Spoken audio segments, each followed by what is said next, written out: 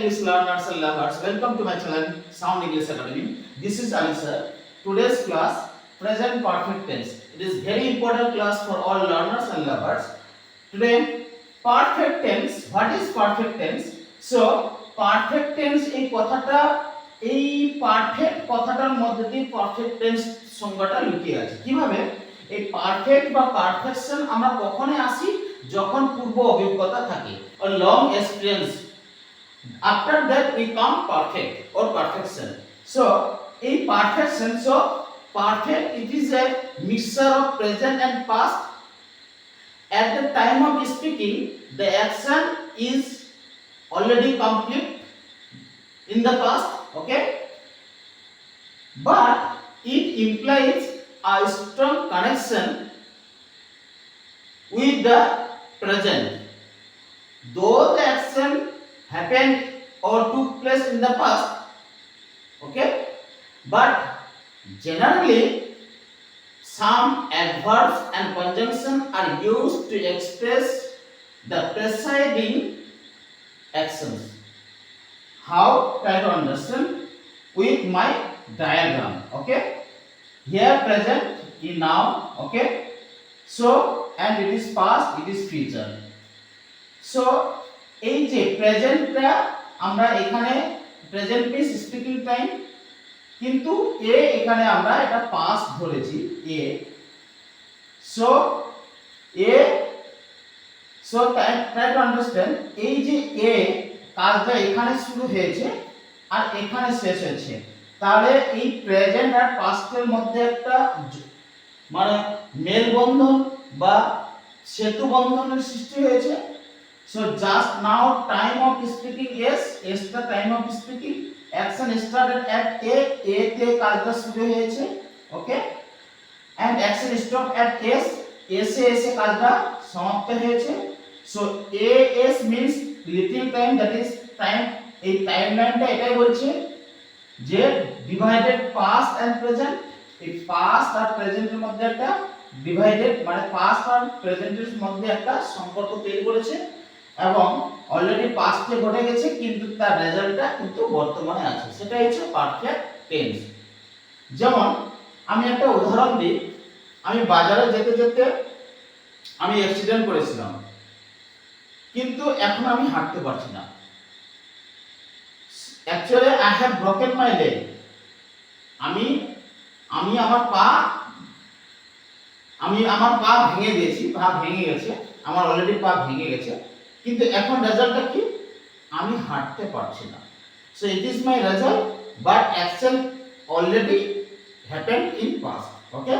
So এই যে ডায়াগ্রামটার মধ্যে দিয়ে বোঝানোর চেষ্টা করলাম, ওকে, দেন এই আমাদের পারফেক্ট টেন্স বুঝতে গেলে ফার্স্ট অফ অল লাগবে কি?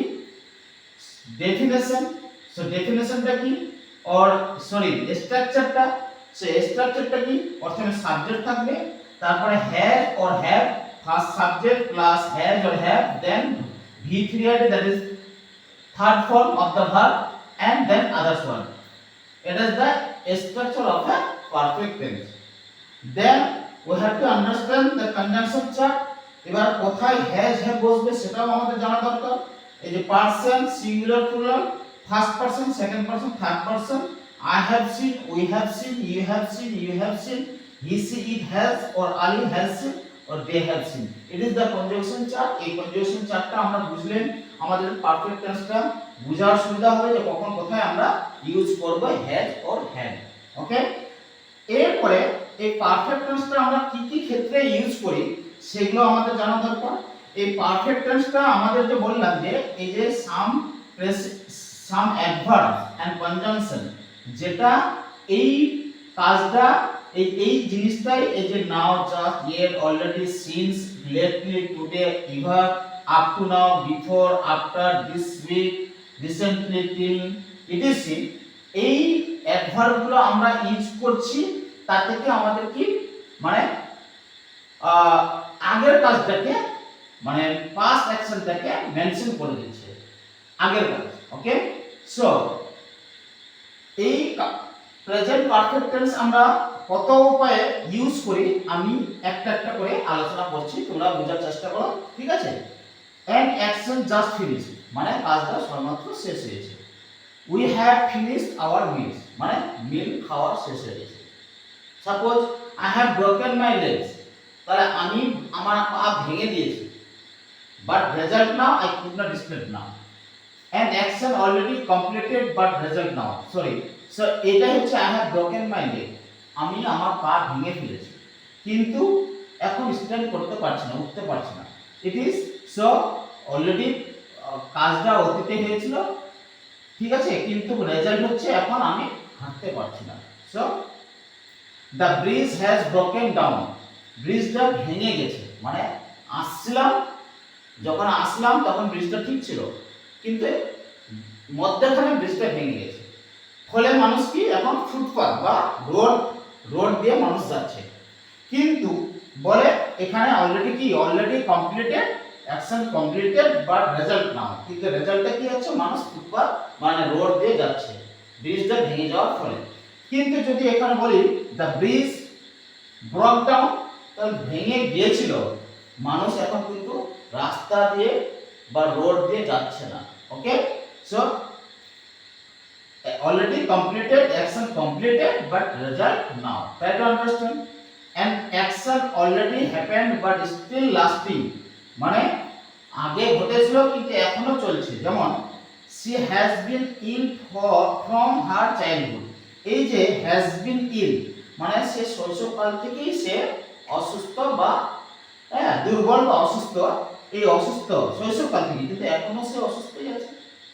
ওকে, I have made my great mistake, এই যে আমার মিস্টেকগুলো আমি করেছিলাম কিন্তু ওইটা নিয়ে এখনো সাফারিং করছি, এখনো লাস্টিং করছে সেই সাফারিংসটা, সেই মিস্টেকগুলোর জন্য। সো ভার্বস লাইক, আর মোস্ট ইম্পর্টেন্ট হচ্ছে যে প্রেজেন্ট পারফেক্টের সঙ্গে প্লাস পয়েন্ট অফ টাইম, এই present perfect plus point of time, যদি এখানে পয়েন্ট অফ টাইম ইউজ করে দেওয়া হয় তাহলে আমরা কি পাবো, সিম্পল পাস্ট টেন্স পেয়ে যাব, ঠিক আছে, সিম্পল পাস্ট টেন্স পেয়ে যাব। এই সিম্পল পাস্ট টেন্সে আমরা কি ইউজ করি, since, last, yesterday, ago, the, already, the other day, before, etc। তাহলে এই যেমন আমি एग्जांपल দিচ্ছি যে she has written it is present perfect tense, কিন্তু তার সঙ্গে যদি 2 days ago এই যে টাইম, এটা পয়েন্ট অফ টাইম যোগ করে দিলে হয়েছে কি পাস্ট হয়ে যাচ্ছে। Clear? Then I have come here this morning, এই I have come here this morning, এটা this morning আমি যদি 12টার পরে হয় 11টা 10টা তাহলে এই this morning ইউজ করা যাবে। ওকে, এবং এটা প্রেজেন্ট পারফেক্ট টেন্সেই হবে। আর this morning ই এখানে ইউজ করবে, কখনো টুডে মর্নিং ইউজ করবে না। টুডে মর্নিং, টুডেটা বলতে পুরো দিনটাকে বোঝায়। তাহলে this morning, তাহলে 11টা 12টার মধ্যে হলে this morning মানে, আর যদি 12টা পেরিয়ে যায় 2টো 3টের দিকে তাহলে this morning এখানে ইউজ করা যাবে না। তাহলে এখানে I came here present perfect tense use করা যাবে না। I came here this morning, okay? Then I have seen him last night, এই I have seen আমি তাকে দেখেছিলাম, আমি তাকে দেখেছি, কিন্তু যদি এই পয়েন্ট অফ টাইম আমি দিয়ে দিই লাস্ট নাইট তাহলে কি হয়ে যাবে, ওটা পাস্ট হয়ে যাবে, সিম্পল পাস্ট হয়ে যাবে। ওকে, দেন সো নোট ডাউন, এই অ্যাডভার্বস গুলো তোমরা নোট ডাউন করে নাও, এই অ্যাডভার্ব গুলো মেনশন করলে কিন্তু আমরা পারফেক্ট টেন্সটাকে মেনশন করি। দেন কিছু ভার্ব আছে, সেই ভার্বগুলোর সঙ্গে আমরা হ্যাজ হ্যাভ নাও ইউজ করে আমরা ইজ বি ভার্বটা ইউজ করলে বেটার হবে। যেমন verb like go, arrive, come, rise, set which express motion or change can be formed a be verb in lieu of have verb in present perfect tense. Okay, like example I give you, the next train is or has arrived. Here the perfect answer would be is, the next train is arrived, okay, not has arrived. Here is, it is appropriate, I think. Then so he has or is gone out, try to understand the difference of he has gone out or he is gone out. He is gone out means ও চলে গেছে, এখানে ও চলে গেছে, কখন গেছে আমরা জানি না, কিন্তু ও চলে গেছে। Here we give the importance person, হ্যাঁ person, here importance I give you importance on person in view, okay. এইখানে কখন চলে গেছে সেটা হি ইজ গন আউট, সে চলে গেছে, কিন্তু কখন চলে গেছে এখানে ব্যক্তিটার উপরে গুরুত্ব দেওয়া হচ্ছে, ওকে। বা হি হ্যাজ গন আউট, সে একটু আগেই ছিল, 6 মাসে চলে গেছে।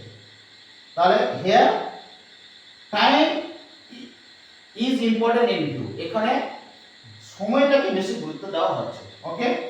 দেন most important also he has gone to Kolkata and he has been to Kolkata. What is the difference? He has gone to and he has been to Kolkata. এই he has gone to Kolkata মানে সে কলকাতায় গিয়েছিল কিন্তু ফিরে আসেনি, কলকাতায় গিয়েছিল কিন্তু ফিরে আসেনি, সেখানে স্টে করছে, সেটা he has gone to Kolkata, okay. Then he has been to Kolkata means সে কলকাতায় গিয়েছিল কিন্তু আবার ফিরে চলে এসেছে, দেন তখন আমরা he has been to Kolkata আমরা ইউজ করব। Clear? Please comment, share or subscribe my channel Sound English Academy. Thank you all of you.